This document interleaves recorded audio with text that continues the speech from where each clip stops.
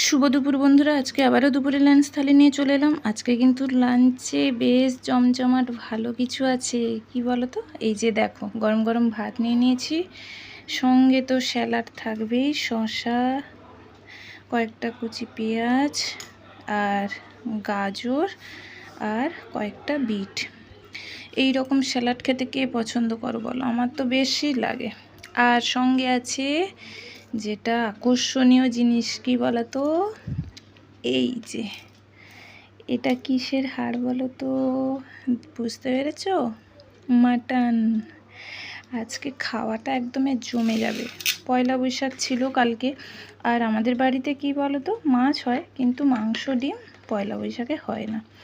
তাই আজকে ওই পয়লা বৈশাখ উপলক্ষে মাটনের ঝোল, আর সঙ্গে আছে টমেটোর চাটনি।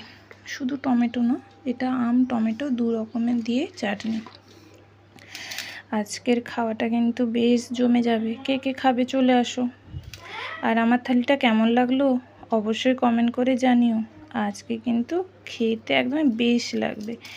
মাটনের এই পিসটা খেতে কেমন লাগে বলো তোমাদের? আমার তো হেভি লাগে, তাই না? চলো, আর বেশি দেরি করতে পারছি না, তাড়াতাড়ি ঝোলটা মাখিয়ে একদমই ভাতটা খেয়ে নিই। এখনকার মতো টাটা।